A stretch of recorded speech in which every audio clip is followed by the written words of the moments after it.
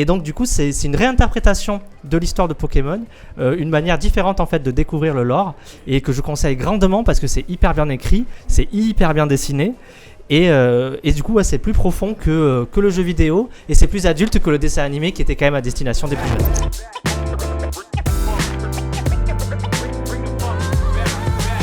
Eh bien, bonjour à vous. Regarde si tout est en règle, c'est bon.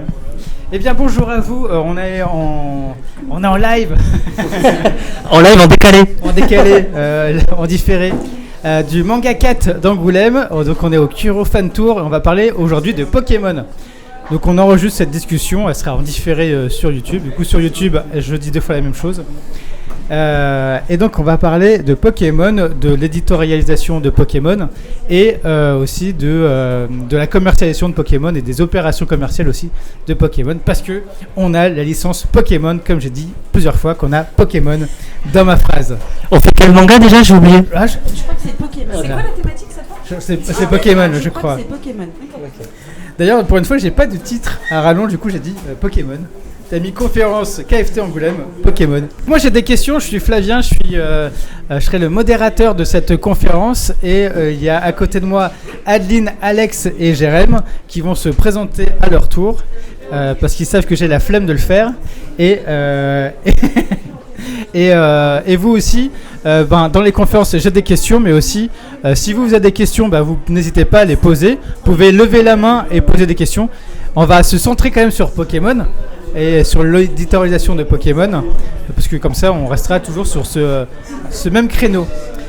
Adeline, est-ce que tu peux te présenter, s'il te plaît ? Bonjour, je m'appelle Adeline. Je suis Adeline Laborie, je suis directrice éditoriale de Kurokawa. Alexandre Avagnon, moi je m'occupe des salons et des relations libraires pour Kurokawa et Kotun. Et donc Jérémy, je suis chargé de coordination commerciale et de promotion chez Kuro. En gros, ça consiste à faire des goodies sur les séries que j'aime. Et accessoirement, je suis maître Pokémon de toutes les ligues depuis Pokémon Rouge et Bleu. Voilà. C'est bravo. La référence Pokémon après Greg. Après Greg et Fabien. Et Fabien ouais. de Pokémon chez Kurokawa. Le tome 3 de Kurokawa, quoi.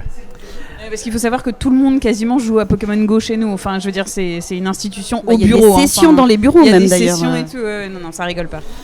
Et à chaque nouvel arrivant, ils demandent s'ils ont Pokémon Go et de savoir de quelle ligue ils sont. Ça aussi, c'est important. Il y a 2 questions importantes. Il y a la question Pokémon et il y a la question bouffe. Voilà. Il faut aimer manger pour venir chez Kurokawa. Mais pas manger des Pokémon. Les 2 ne sont pas compatibles. Les deux sont pas compatibles. Une petite cuisse de Pikachu bien grillée, ça va pas de mauvais. Exactement. Les queues de Ramolos se vendent très bien, il paraît. Est-ce que Jérémy, est-ce que tu peux présenter, pour ceux qui ne connaissent pas du tout, c'est quoi Pokémon et c'est quoi la série Pokémon en manga. Alors ok, en manga. Alors en manga, la série Pokémon adapte en fait chaque arc du jeu vidéo, donc rouge et bleu, or et argent, rubis, saphir, etc., jusqu'à écarlate et violet actuellement. Et en fait, c'est une réécriture de l'histoire des jeux vidéo avec des personnages qui certes ont les mêmes noms mais qui peuvent avoir des backgrounds différents et des histoires un peu plus adultes, un peu plus poussées. J'aime bien prendre comme exemple sur le manga Pokémon, un manga de la concurrence qui est Yu-Gi-Oh! Quand tu regardes le dessin animé Yu-Gi-Oh! Ça passe encore. Quand tu lis le manga, les jeux de l'ombre, c'est quand même assez dark parfois. Mais Pokémon, c'est pareil. Notamment la grande aventure rouge, bleu, jaune, qui est le tout premier arc que je vous conseille en vente au rez-de-chaussée. Notamment le Conseil des 4 est très très dark. Dans le jeu vidéo, juste, on fait nos arènes, on a nos Weebages, on y va, on les défonce. Peter, il fait genre, oui, j'ai des Dracolos, c'est pas grave. Et on a un Loclas qui fait laser glace et on gagne. Dans le manga, le Conseil des 4, ils ont des projets pas cool du tout pour la région de Kanto, sans trop spoiler. Et donc du coup c'est une réinterprétation de l'histoire de Pokémon, une manière différente en fait de découvrir le lore, et que je conseille grandement parce que c'est hyper bien écrit, c'est hyper bien dessiné, et du coup c'est plus profond que le jeu vidéo, et c'est plus adulte que le dessin animé qui était quand même à destination des plus jeunes. Merci pour cette présentation très grande de Pokémon. Adeline, pourquoi éditer Pokémon ? Parce que c'est bien. Au-delà de ça, c'est de très belles histoires qui touchent à la fois les adultes et les enfants. Et comme le disait Jérémy, ça montre une autre facette des jeux. Ça vient compléter les jeux. Voilà. Et on avait une grande demande des fans depuis la fin chez Glénat. Donc on a été ravis de pouvoir ressortir la série. Et comment ça s'est fait, en fait, justement, parce que justement c'était autre part et c'est arrivé chez Kuro. Comment ça s'est fait, l'édition Pokémon? Alors d'abord, effectivement, ça a été édité par Glénat et Glénat a perdu les droits. Pendant plusieurs années, on n'a pas eu de nouveaux mangas et ça, c'est tout le talent de notre directeur Grégoire Hello qui a su mettre en relation l'éditeur du manga japonais et le directeur, le président de la Pokémon Company. Et donc ils se sont parlé.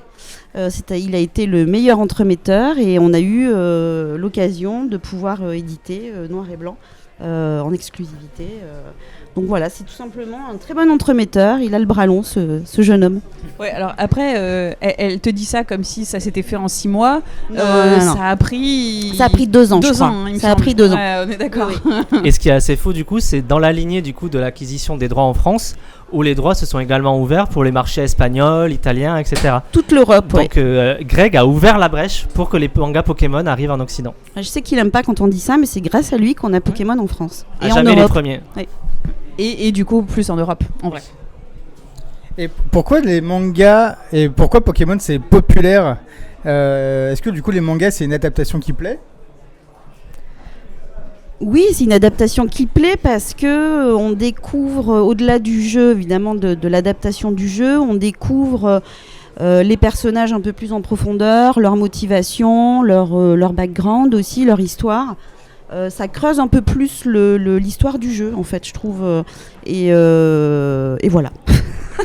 C'est vrai qu'habituellement, quels que soient les arcs des jeux vidéo, en gros, le but c'est de collecter nos 8 badges et il y a une organisation criminelle qui fout le dawa dans la région. Bon, c'est un peu toujours le même schéma.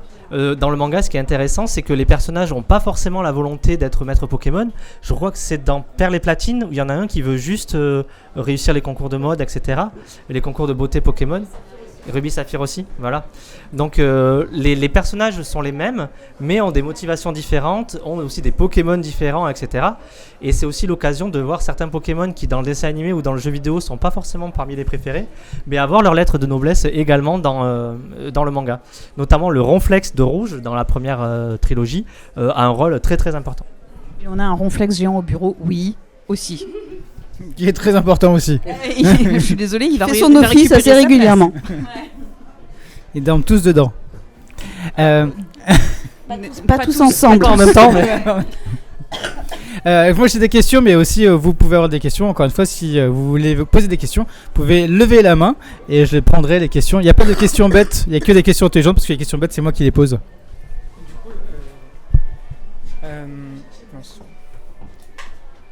Pourquoi ils avaient perdu c'était du coup du côté des Japonais que ça avait perdu la licence de base?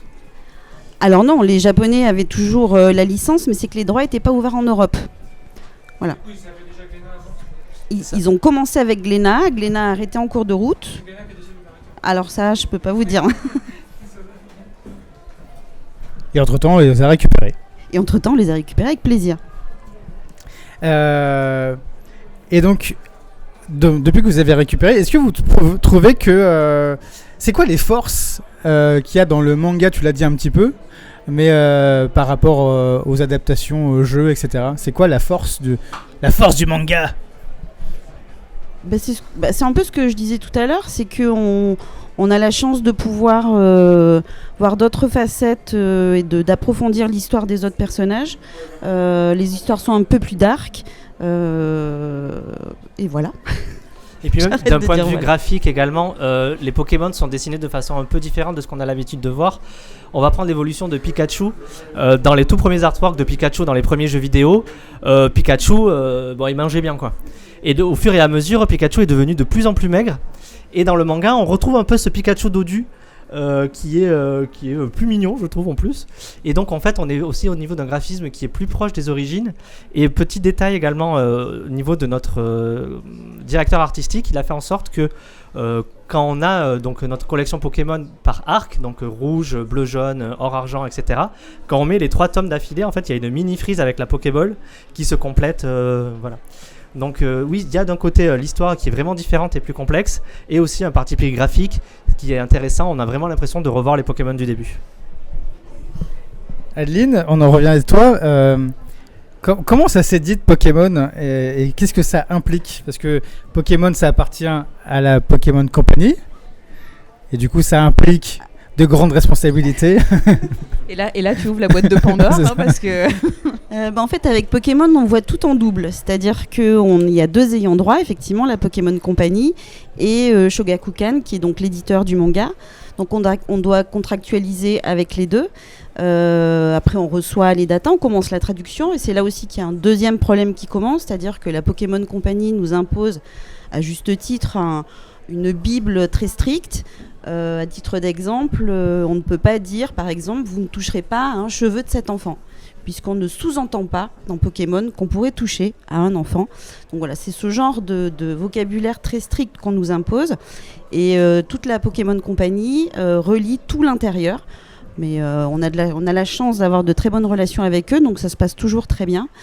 Et double validation aussi pour les couvertures et les jaquettes qui sont créées par Fabien. Donc en général, son talent fait que les approbations sont vite arrivées. Il y a aussi tout un glossaire à respecter. Hein. Oui, Au-delà des lignes de traduction sur lesquelles on n'a pas le droit de laisser sous-entendre des trucs comme ça, il y a aussi tous les noms des Pokémon. Enfin, tout est codifié, tout est régi. Enfin, c'est vraiment très très très complexe, quoi. Donc il y a Fabien, donc notre traducteur, il a un book comme ça sur tous les trucs où il doit se référer pour ne jamais sortir des guidelines de Pokémon. Et ce qui se passe aussi généralement, c'est que le manga, même au Japon, sort généralement un an et demi après la sortie du jeu éponyme. Donc par exemple, Écarlate et Violet, le manga est sorti 6 ou 7 mois après, ce qui fait qu'en France, le tome 1 était sorti environ 1 an et demi après la sortie du jeu. Du coup, Fabien, ce qu'il avait fait, c'est qu'il avait joué de fond en comble à Écarlate et Violet pour vraiment noter tout le nom de toutes les attaques, de toutes les villes, de tous les talents, de toutes les statues, etc. pour être sûr que dans le manga, il utilise vraiment le bon nom de telle statue, de telle attaque, de telle nature de Pokémon, etc. Pour garder la cohérence avec le jeu. C'est ça, la cohérence avec le jeu, et comme tu dis, voilà, que ce soit fidèle au produit de base, qui reste le jeu vidéo. Et donc, est-ce que ça fait des grosses contraintes quand même? Ça prend plus de temps. C'est sûr que pour un manga normal, je dirais qu'on met 6 mois à peu près, entre la contractualisation et le BAT du titre. Là, on peut rajouter 3 mois. Est-ce que tu peux dire le bon à tirer, c'est-à-dire l'autorisation qu'on va donner à l'imprimeur d'imprimer le titre. Donc, tu as dit... tu peux répéter le temps de fabrication? Vous pouvez répéter la question? Le temps de fabrication? Je dirais que pour un manga normal, on met à peu près 6 mois. Et pour un Pokémon simple, on peut rajouter 2-3 mois. Pour un double qui fait 500 pages, on peut rajouter 1 mois de plus. Mais là, par exemple, on a l'exemple en ce moment même pour Ruby Omega Saphir Alpha, où en fait, initialement, on pensait que le manga, donc qui est la suite de Ruby et Saphir, allait faire l'équivalent de 2 gros tomes chez nous. Et en fait, le manga est plus long que prévu, ce qui fait que du coup, ça ne sera pas sur 2, mais sur 3 tomes. Sauf que notre directeur artistique avait déjà travaillé les fameux 2 dont je vous parlais pour que ça se cale bien, sur 2 tomes. Donc il a dû les retravailler sur 3 tomes. Derrière, il a fallu redemander des devis pour dire que finalement, il ferait moins de pages que prévu, qu'il y en aurait 2 au lieu d'1, etc. Donc voilà, ça bouge constamment, et cette double validation fait que du coup, ça met un peu plus de temps. Donc c'est vrai que régulièrement, vous apprenez « Ah, le tome 2 est repoussé, ah, le tome 2 est repoussé ». Mais c'est juste pour vous proposer aussi le livre le mieux possible en fait, et le plus fidèle à l'apparition japonaise. Justement, comment il se fait cet arbitrage de faire des volumes doubles ou des volumes simples? Comment ça se... On fait des duels et le gagnant... Voilà. Alors en fait, Yu-Gi-Oh! Ah non, on a pris le parti de sortir ce qu'on appelle en interne les vintage, c'est-à-dire en double, c'est-à-dire les premiers mangas qui ont été adaptés des premières générations des jeux. Et tout ce qui est volume simple, c'est-à-dire c'est les derniers jeux qui viennent de sortir, c'est en fonction de l'actualité. Les anciens sont en double et les nouveaux sont en simple. Est-ce que je suis claire? Est-ce que c'est clair? Parfait. Donc tu es clair. Ouais. Du coup, je reviens à un truc que vous disiez tout à l'heure, c'est que les couvertures doivent être reproduites par une autre personne. Pourquoi est-ce que vous prenez pas les couvertures japonaises, si je comprends bien, parce que c'est pas les mêmes? Alors parce que de temps en temps elles sont pas sorties, notamment pour le noir et blanc où on a dû la créer. Puis parfois Fabien recolorise un petit peu, bouge un petit peu quelques personnages. En général, on reprend la couverture japonaise, mais Fabien crée ce qu'on appelle les dos, les frises. Et le logo aussi. Et qui le change, logo, effectivement, oui, j'allais le dire. Voilà, parce que c'est écrit en japonais et nous, du coup, on a donc le logo officiel, mais européen et en l'occurrence français. Et donc, du coup, c'est un travail d'adaptation sur la couverture aussi, parce que selon l'endroit où le logo est positionné, ça peut cacher un Pokémon ou pas. Et parfois, on peut pas mettre le logo au même endroit que l'édition japonaise, parce que l'édition japonaise, les caractères faisaient que tu voyais bien pouce à chat, mais nous, si on mettait écarlate et violet au même endroit, eh ben, il y avait une oreille de pouce à chat qui disparaissait. Et ça, il t'as faut le pas. droit. C'est interdit. Donc, C'est très, très voilà, il interdit. faut retravailler ça. On n'a rien le droit de toucher, de manière générale dans le manga, on n'a absolument pas le droit de toucher au visuel. Quoi qu'on fasse. Donc là, c'est juste pas possible. Et que ce soit le plus lisible possible pour tout le monde, quoi. Et puis même, du coup, nous, on n'a pas forcément la même perception des coloris que les Japonais. Et donc, c'est pour ça que Fabien aussi retravaille les coloris des couvertures et tout, pour que ce soit plus adapté à nous, public, quoi. C'est un truc qu'on néglige à chaque fois, mais on n'a pas les mêmes préférences de couleurs, quoi. Comment vous avez pu éditer et publier Pokémon noir et blanc en exclusivité mondiale ? Alors ça aussi, c'est tout le talent de Greg, comme je vous le disais tout à l'heure, mais c'est aussi un talent, une prouesse technique, parce que la condition pour pouvoir sortir noir et blanc, c'était d'être en même temps que le jeu, mais le volume manga, le tankobon, ne sortait trop tard pour qu'on puisse le travailler. Donc on a dû travailler en simultané avec le Japon, c'est-à-dire que tous les 15 jours, on recevait un chapitre qu'on traduisait, qu'on faisait valider, et on travaillait en simultrade en fait avec le Japon. Donc pour pouvoir sortir le volume en même temps que le jeu. Et donc le Japon est sorti plus tard. Et ça, c'est une première. Et ça, c'est une première. C'est une première de était travailler ravis. avant les Japonais. Ouais. C'est la première fois que ça nous Et, est arrivé. et donc pour les validations, comment ça s'est fait ? Parce que c'était avant les Japonais. Alors pour les validations, ils ont validé juste la couverture, et comme d'habitude, Pokémon Company a fait la validation de l'intérieur de la trad. Donc c'était un gros travail géré par notre talentueux Fabien Vautrin, qui fait aussi la trad et la mise en page, parce qu'il aime bien se flageller. Donc voilà, mais ça s'est très bien passé. En langage courant, on dit qu'il est perfectionniste, mais effectivement, on peut dire aussi qu'il aime bien se flageller. Et en plus, il joue à Pokémon Go, à Pokémon Et TCG, à tout. Enfin, voilà. Et il fait aussi la trad de Full Metal, de Tsugai, il fait d'autres trades aussi. C'est notre couteau suisse. Voilà, et les autres couvertures aussi, les C'est notre Oshinoko, métamorphe. etc. Donc c'est quand même... Une évolution qu'on connaît pas en fait, on va savoir. Voilà. Bah, les trucs Oshinoko et tout, c'est aussi lui. Donc voilà, c'est... Du coup, voilà, c'est un homme de grand talent. Les visuels de stand aussi, si tu veux vraiment rajouter. Les visuels de stand, c'est vrai. D'ailleurs, en parlant des stands... je vais venir à toi, Alex. Comment tu crées des événements Pokémon ? Parce que du coup, c'est aussi compliqué. Est-ce que c'est facile, comme aujourd'hui ? Alors, celui-ci, c'est Jérém qu'il faut demander, parce que moi, moi, je fais sur les salons, et Jérém, il fait ça en librairie. Sur les salons, c'est compliqué. Parce qu'en fait, ça revient juste à faire venir les auteurs, et que faire venir des auteurs du Japon, dans tous les cas, c'est pas la partie la plus simple qu'on puisse avoir. Ça demande beaucoup de travail en amont pour négocier les venues des auteurs, pour négocier ce qu'ils vont faire, etc., etc. Nous, on l'a fait une fois pour les auteurs de Pokémon. C'était sur Montreuil, et je crois que c'était 2017, 2016, je ne sais plus.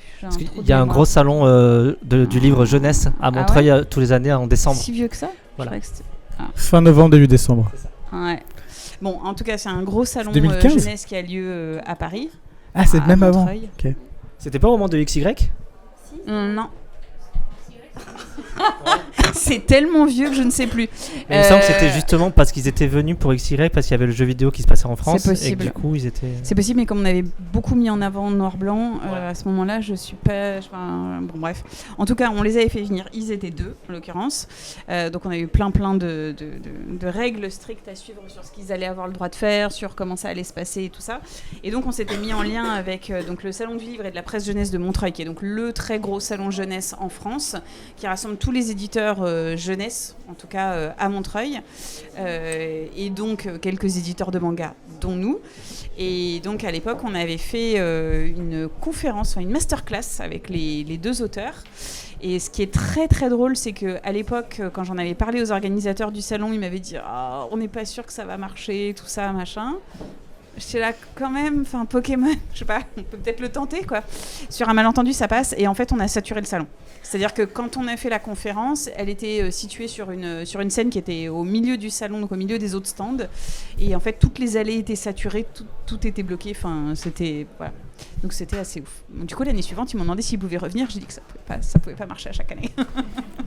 C'est des frais aussi. Oui, c'est des frais et puis c'est une organisation qui est quand même très lourde et vu les foules que ça déplace, ça suppose quand même beaucoup de sécurité en plus de tout le reste. Pour la petite blague, quand on a fait donc venir les auteurs de Pokémon, après la masterclass, ils sont venus faire une dédicace sur notre stand et en fait on a eu tellement de monde que ma PDG qui passait par là j'ai alpagué ma PDG qui passait par là à ce moment-là pour lui dire toi tu vas te mettre là et tu vas surveiller les gens parce que j'ai pas assez de monde et du coup on avait effectivement bloqué tout le fond du salon pour que les auteurs puissent dédicacer et ça avait été très très dense. Ouais. Est-ce qu'ils avaient adoré cette immersion, les auteurs de Pokémon ? Ouais, alors ils étaient hyper cool, ce qui est vraiment très agréable pour le coup. Et il y en avait un des deux, je sais plus lequel c'est, qui se baladait avec un chapeau de Pikachu sur la tête en plus pendant tout le salon. Donc les gens le repéraient en plus, donc ils le suivaient. Je crois que c'était le scénariste. Il me semble que c'était le scénariste, Kusaka, ouais. Et du coup, il se baladait avec son chapeau Pokémon et puis hyper bien habillé en plus après, limite costard et tout. Enfin, je veux dire, c'était assez surréaliste. Mais ils étaient vraiment très sympas et très attentionnés vis-à-vis des enfants. On a énormément d'enfants, forcément. Mais ils étaient très attentionnés et ça, c'était vraiment chouette. Mais petite anecdote sur Hidenori Kusaka, justement, donc le scénariste des mangas Pokémon, qui est vraiment un énorme Pokéfan. Pour la petite anecdote, sur le rabat de Pokémon Ruby Omega Saphir Alpha, il indique qu'il joue à Pokémon Go et il a laissé son code de dresseur. Du coup, nous, dans l'équipe Kuro, vu qu'on a reçu ça bien avant la sortie, on l'a tous ajouté et il nous a tous acceptés. Donc des fois on reçoit des cadeaux de Pokéstop du Japon parce qu'il est là et il joue, donc il est niveau hyper élevé et tout. Et donc voilà, il joue tous les jours à Pokémon Go. Alors je sais pas maintenant si vous l'ajoutez, s'il aura assez de place, parce que je pense que sur les 20 personnes de l'équipe de Kuro, on doit être 15 à l'avoir ajouté déjà. Et voilà, donc c'est assez rigolo. Oui, ce qui vous fait donc dire que les 3/4 de l'équipe jouent à Pokémon Go au bureau, oui, tout à fait. Hein, Vive la Team Rouge. Ouais, voilà, c'est ça. Mais du coup, oui, et pour finir juste sur l'avenue des auteurs, donc effectivement, ils ont fait toutes leurs dédicaces et ils ont fait des conférences, etc. Et ils ont aussi appris aux enfants, enfin, ils leur ont montré comment décomposer en fait le dessin d'un Pikachu, en fait, de leur apprendre à dessiner le Pikachu. Donc forcément, ça avait eu beaucoup de succès à l'époque. D'ailleurs, question substantielle, mais quel est votre Pokémon favori ? Numéro 59, Gros Chien Feu Arcanin. Celle-là n'était pas écrite. Alors, moi, espèce de traître. Je sais qu'il n'est pas très connu, mais moi j'aime beaucoup les ponchiens. Ah oui, les mignons ponchiens. Ouais. Non, mais moi c'est Dracofeu pour plein de raisons, donc je suis désolée en fait, il y a un moment donné, voilà, on peut pas lutter. Moi ça restera Carapuce. Il y a un gang des carapuces là, Ouais. je le vois, avec ses lunettes. Ah bah oui, bah c'est le meilleur avec les lunettes et tout. Ah, là. Mais nous on a 2-3 personnes au bureau qui sont considérées comme des dragons, donc forcément le Dracofeu est un peu un passage obligé. Dracofeu. Alors techniquement, Dracofeu n'est pas un Pokémon dragon, sauf quand il méga évolue. Petite Et c'est tout, actuali. C'est Voilà. tout l'intérêt de la chose pour nous en fait, tu vois. D'ailleurs, on a parlé d'événements, on parlait de Pokémon, etc. On parlait d'événements, le Kuro Fan Tour, il est organisé, c'est une opération commerciale aussi. Oui. Est-ce que tu peux nous expliquer, est-ce que, donc pour vous deux aussi, ça va ensemble, est-ce que c'est facile de créer des événements autour de Pokémon et du coup là, les Kuro et tout? Dans le cadre des Kuro Fan Tour, c'est assez simple entre guillemets parce que il suffit qu'on décide en fait de parler de Pokémon et nous on a déjà tellement de présence en magasin avec nos mangas et avec le jeu de cartes, les figurines, etc. C'est assez facile en fait de faire quelque chose autour de Pokémon. En termes d'opération commerciale, c'est un peu les mêmes contraintes qu'Adeline, mais pour autant ça va assez vite. Parce que y a vraiment une méthodologie très simple quand on veut faire des goodies Pokémon, nous, en tant que manga. Enfin d'éditeur de manga, c'est toujours la même mécanique, c'est un goodies est offert pour l'achat de 2 mangas Pokémon.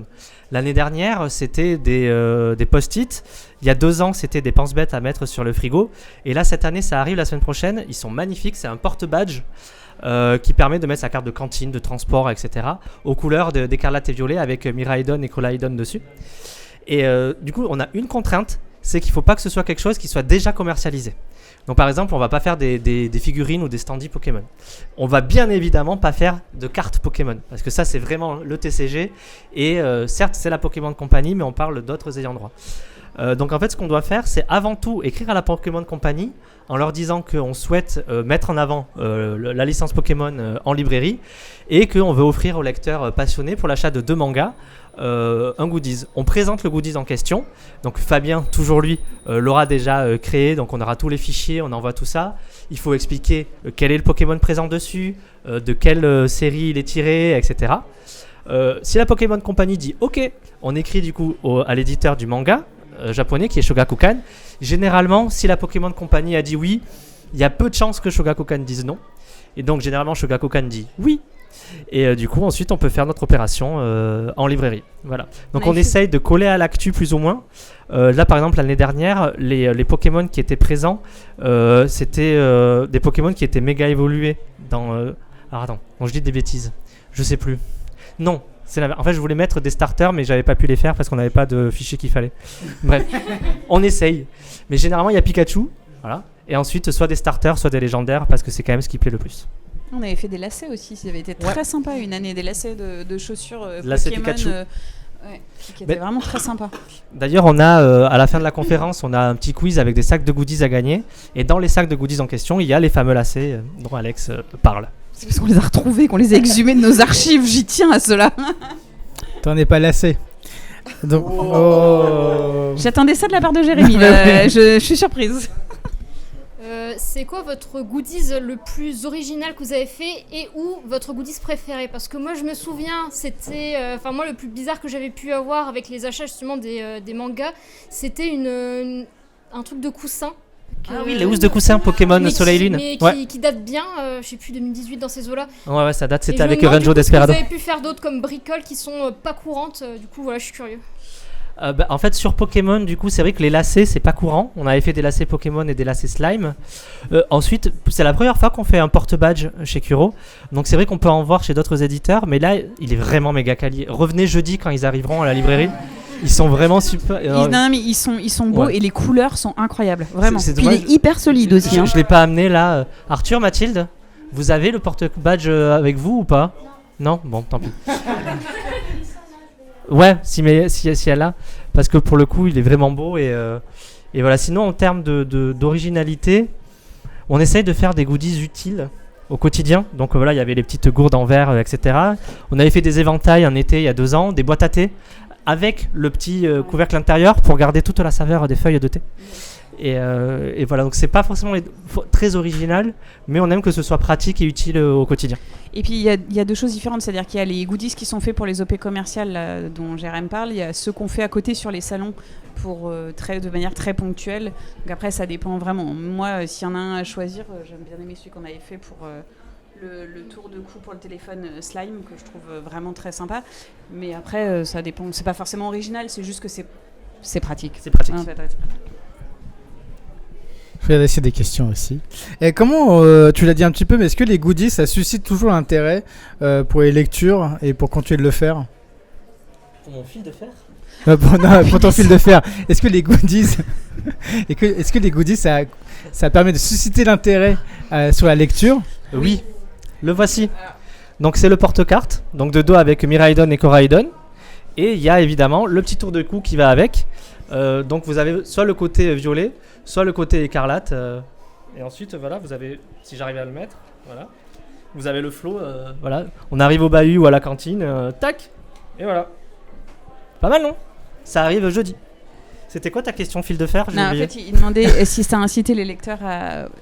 oui, oui. Globalement, ça vient. Enfin, je me permets du coup, juste sur la partie salon, en l'occurrence, ça permet de remettre en avant une série. Clairement, ça nous permet de la valoriser, surtout si on l'accompagne évidemment de la sortie du dernier tome en cours.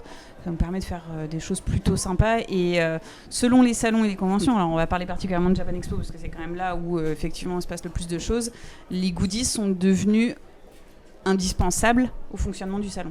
Enfin, pour les éditeurs, pour les ventes de livres, Ah bon. etc. Un peu léger. Et en librairie, c'est pareil, effectivement, on voit quand il y a une opération commerciale, les ventes augmenter. Et généralement, on essaie de les faire au même moment pour créer un rendez-vous aussi pour les lecteurs, pour qu'ils sachent, on arrive en septembre, il va sûrement y avoir une opération Pokémon en librairie. Et c'est le cas. Donc elle arrive la semaine prochaine. Voilà. Le mastermind de l'opération CGRM. Je regarde s'il y a des questions, encore une fois. Vous avez dit que Pokémon c'était licencié avec plusieurs... c'est une licence qui est partagée avec plusieurs licenciés. C'est même la licence la plus lucrative au monde. Oui. Devant Disney, devant Mickey, c'est ce qui vend le plus, c'est Pokémon. Et donc comment on gère ça? Le fait qu'il y a plein de trucs, il y a des trucs qu'on peut pas faire. La pression. D'avoir des nouvelles idées, mais en fait c'est peut-être fait sur autre chose. Comment on gère un peu tout ça? Tu viens de le dire, en fait, il faut... dès qu'on a une idée, il faut vérifier si c'est pas déjà sorti ailleurs, demander l'autorisation, attendre l'autorisation, redemander l'autorisation à Shogakukan, trouver un nouveau produit qui va pouvoir attirer l'œil et déclencher pourquoi pas un achat. Mais est-ce qu'on peut faire des cross trucs ou pas? Alors justement, nous en tant que promo sur les goodies qu'on fait, on a le droit d'utiliser que les visuels du manga. On peut pas utiliser de visuels du dessin animé ou du jeu vidéo. Ce qui est bien par exemple pour le porte-badge qui est passé tout à l'heure, vous l'avez vu derrière, ce sont juste les silhouettes de Miraidon et Koraidon qui en fait sont présentes sur la page de sommaire du manga. Donc ça on a eu le droit d'utiliser parce qu'on voulait faire quelque chose d'un peu stylisé, genre école britannique avec les blasons, les logos, mais un peu comme ce qui a été fait dans le jeu. Et du coup avoir pu utiliser leurs silhouettes, c'était assez stylé. Mais du coup voilà, la partie mise à part, on est limité nous en tant que visuel sur le manga. Ce qui est possible de faire, c'est au niveau des libraires, des groupements de librairies, des centres culturels, je vais nommer d'autres choses, je suis désolé, les espaces culturels Leclerc, les Fnac, les Cultura ou les groupements de BD comme Canal BD, ce qu'ils peuvent faire, on en a l'exemple là, c'est au moment de la sortie par exemple d'un manga ou du jeu vidéo, faire des tables thématiques qui rassemblent les objets de différents licenciés. Par exemple, l'année dernière, on avait fait une énorme mise en avant chez Leclerc où, en même temps que la parution du manga Pokémon, on avait fait l'OP au même moment, donc l'opération commerciale, et eux avaient joué une mise en avant XXL où, dans l'entrée de tous les espaces culturels Leclerc de France, il y avait les mangas, les peluches, les jeux vidéo, les figurines, etc. Donc la force de Pokémon, c'est de pouvoir faire ces cross-promos sans forcément que nous, on aille voir Hasbro ou etc. C'est au niveau du point de vente où ils peuvent faire ces synergies-là. Et c'est un peu plus compliqué de le faire avec les autres licenciés où il y a quand même des ponts qui se font avec Hasbro, avec... Nous, on ne les contacte pas directement parce que nous, on fait notre opération. C'est ensuite le revendeur qui décide dans son lieu de vente de faire des ponts. Ça passe pas par nous en fait. Enfin, c'est un peu compliqué, donc ça se passe plutôt au niveau des points de vente. Il y avait une mouche. J'ai bien vu. Les fans de Pokémon, il y a de différents types d'âge, comme on peut voir ici dans le public. Comment on fait pour composer avec ça, vu que ça peut toucher aussi bien des personnes jeunes d'esprit comme nous et des personnes jeunes tout court. En fait, je crois qu'on n'a pas besoin de composer puisque le propre de Pokémon, c'est que ça touche la cible plus jeune, les parents, les adultes. Je crois pas qu'on compose vraiment... C'est intemporel en fait. Ça va faire 30 ans l'année prochaine. C'est-à-dire que la grosse Pokémania de 98-99, nous on avait 10 ans, donc on était en plein dedans. Et aujourd'hui, on continue à être en plein dedans parce qu'on est fan.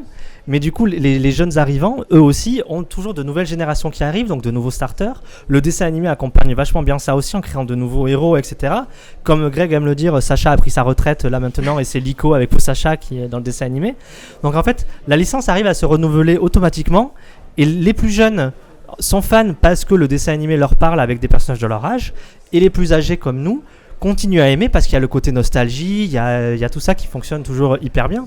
Et là, voilà, il suffit de... Enfin, je suis la cible parfaite. Là, j'ai vu que dans le prochain jeu, Dracolos avait une méga évolution. Je suis trop content. Raichu, il va avoir 2 méga évolutions. Je suis trop content. Donc, je vais l'acheter. Raichu, c'est quand même le Pokémon le plus... pas ouf, quoi. Mais, Raichu ? Ouais. Qui aime Raichu ici ? Mon Dieu. Voilà, Max, il aime voilà. Raichu. Voilà. Deux. On va encore déclencher une guerre. Non. Parti. Il y a même le Raichu d'Halo, là. Il surfe sur la vie. Surf sur la vie. Mais oui, sur la vie. La vie ou la ville ? La vie. La vie. Ouais. C'est un des Pokémon les plus pétés. Bon, bref. Quoi ? Programmez-vous les sorties des mangas sur celles de jeux vidéo? Autant que faire se peut. Pour Noir et Blanc, oui. Après, oui, on essaie toujours de coller à l'actu du jeu Pokémon. On a plutôt intérêt même d'ailleurs. Donc par rapport au jeu là qui va sortir, est-ce qu'il y a des OP aussi ou des événements aussi, je ne sais pas. Ça a été annoncé la parution de novembre ou pas concernant Pokémon, l'édition double? Je crois, oui. Ouais, on ressort XY en édition double. Sinon, du coup. Sinon spoiler Sinon, pour dans taisez-vous. un mois. Sinon, on diffuse la vidéo sur YouTube qu'après. Mais du coup, oui, là, en octobre-novembre, on ressort Pokémon XY en édition double, du coup, donc comme les anciens. Parce qu'en plus, il y a du contenu inédit qui n'avait pas été édité à l'origine. Et donc, on le ressort là parce que Pokémon Zeta, qui est le prochain jeu qui sort, prend place dans la capitale de Kalos, dont je ne dis pas le nom parce que c'est peut-être une question du quiz. On ne sait pas. Donc, oui, on fait en sorte de coller à l'actu. C'était des auto-blagues. Ah oui, comment gérez-vous le fait qu'il y ait autant d'arcs Pokémon? Voilà. Comment voilà. Déjà, il y a plein d'arcs. Comment est-ce que nous déjà en interne on est experts, donc on n'a pas besoin. Mais on a un super guide fait par notre service J'allais commercial. te poser une question tellement colle. On a un super guide qui propose des starters, par où il faut commencer, qu'est-ce que vous pouvez lire, ce que vous pouvez lire d'abord, ensuite. Il y a tous les arcs qui sont représentés dans ce guide, donc et on le met à jour tous les ans. Oui. Voilà. Et généralement, il est distribué gratuitement en librairie. Là, je sais que les Pokémon, ils sont tout de suite à l'entrée à gauche, si jamais. Et je crois qu'ils ont le guide à ce niveau-là. Et donc, lequel tu conseillerais pour les dresseurs en herbe? Pour moi, le plus efficace, c'est la trilogie de base rouge, bleu, jaune.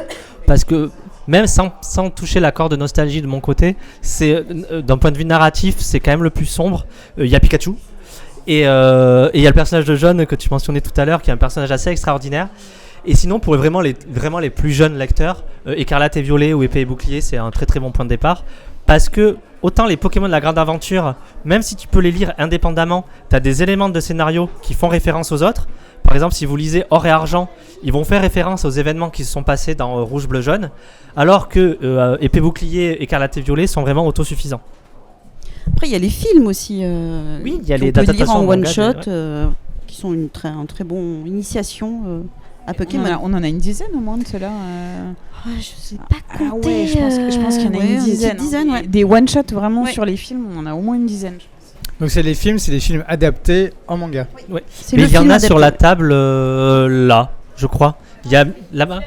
Ok, il y a Mewtwo contre-attaque, etc. Magnifique. Bravo, Voilà, ils sont là. bravo. Je dois pas être loin du compte, hein. Et si vous voulez vraiment tout savoir sur Pokémon, il y a aussi la biographie de Satoshi Tajiri Oui. chez Kuropop. Et attends, juste avant de prendre la question, tu peux dire quelques mots sur la biographie? Alors oui, la biographie, c'est la biographie de l'auteur, enfin du créateur des Pokémon. Donc vous saurez pourquoi il a créé ces petits personnages, sa passion pour les insectes qui l'a amené à créer ces espèces ces petits monstres. Monstre Et- de poche. C'est Pocket Monster. Et aussi sa passion pour les jeux. Donc il a tout simplement allié ces deux passions pour créer le plus grand jeu de tous les temps. J'espère que vous avez bien écouté parce qu'il y a peut-être une question du quiz qui porte sur ça. Mince, pardon. Désolée, je prends beaucoup ce micro, mais c'est intéressant. Moi, j'avais une question à vous poser qui est plus, entre guillemets, rigolote. Il y a beaucoup de jeux Pokémon qui sont un peu extérieurs à la série principale. Par exemple, Pokémon Ranger, tous ces jeux-là. Lequel vous aimeriez voir adapté en manga, potentiellement en France, justement dans votre maison d'édition? Pokémon Colosseum. Qui d'ailleurs doit ressortir sur la console virtuelle GameCube à tout moment, Nintendo s'il vous plaît, voilà. Où en fait c'était le premier RPG Pokémon à avoir une approche scénaristique différente des premiers et où ton équipe était basée sur Noctali et Mentali à la base, et pareil le ton était beaucoup plus adulte, donc c'est une histoire que peu de gens connaissent parce qu'à l'époque il avait un peu moins fonctionné que la série de base, alors que l'histoire était vraiment bien et le gameplay vraiment original. Toi, t'as un jeu Pokémon que tu veux voir adapté? Pokémon Step Shot. Pokémon Sleep en manga. Reflex en bord. Enfin, Pokémon tous Burst. Oui, pourquoi pas, avec des produits, des petits conseils pour ne plus Pas plus toussé. Plein de rêves, en vrai, ça pourrait être intéressant. Est-ce que vous avez encore des questions ou des interrogations sur l'édition de manga Pokémon ? Non. Eh bien, on va conclure dessus. Eh bien, merci à vous. Vous pouvez les applaudir. Les mangas Pokémon sont disponibles donc chez Kurokawa. Il y en a plein. Tu nous les dis tous dans l'ordre, s'il te plaît. C'est parti. Rouge, y a- bleu, jaune, or, argent, hard gold sur silver, rubis, ça fait j'arrête. Je pensais que tu avais continué. plus les films. Il y a tout un guide et aussi la biographie que vous pouvez retrouver ici. Et nous, on se retrouve pour d'autres événements, un autre Kurofan Tour je ne sais quand. Et des lives je ne sais quand. Et en tout cas, bientôt. En tout cas, vous pourrez voir tout ça sur nos réseaux et nous suivre. Et on est disponible avec vous pour discuter avec vous. Merci.